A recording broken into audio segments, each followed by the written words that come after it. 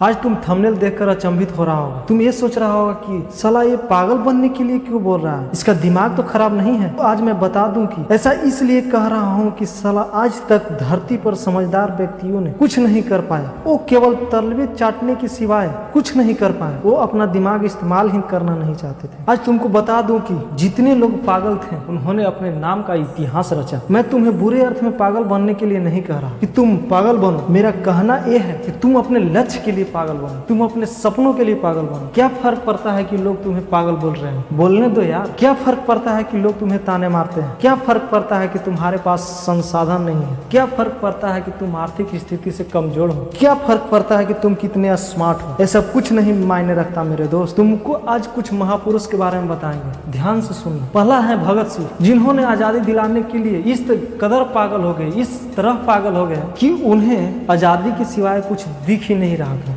उन्हें केवल आज़ादी ही दिखता था। उन्हें लगता था कि मैं आज़ाद होऊंगा, मैं सभी को आज़ाद कराऊंगा। उन्होंने एक समय ऐसा ला दिया कि अंग्रेज सरकार ने डरने लगा। उनके अंदर एक डर सा बन गया था। फिर इनको अपने कब्जे में ले लिया और इन्हें बहुत समझाने की कोशिश किया, लेकिन इन्होंने नहीं समझा। इन्होंने उससे कोई समझौता नहीं किया। इन्होंने ये कहा कि मुझे कायर की तरह जीना पसंद नहीं है, मैं इससे कोई समझौता नहीं कर सकता हूँ। तभी अंग्रेज सरकार ने बहुत गुस्से में कहा, जाओ इसे फांसी पर लटका दो। उनके सिपाही ने भी यही किया, उसे फांसी पर लटकाने ले गया। और जब फांसी पड़ता है ना दोस्त, उसी तरह जिस तरह किसी अपराधी को फांसी दिया जाता है, उसी तरह इन्हें भी बोला गया कि काले कपड़े से सर को ढक दिया जाए। लेकिन इन्हें कहाँ मंजूर था। इन्होंने कहा कि मैं कोई कायर नहीं हूँ कि मैं अपने सर को काले कपड़े से ढकूंगा, और न ही मैं कायर की तरह जीना चाहता हूँ। उन्होंने उस काले कपड़े को फेंक दिए और उन्होंने जय हिंद बोलकर उस फांसी के फंदे में अपनी जिंदगी को कुर्बान कर दिया। इसी तरह अब्दुल कलाम भी थे। अब्दुल कलाम ने अपनी प्राथमिक पढ़ाई पेपर बेच के की।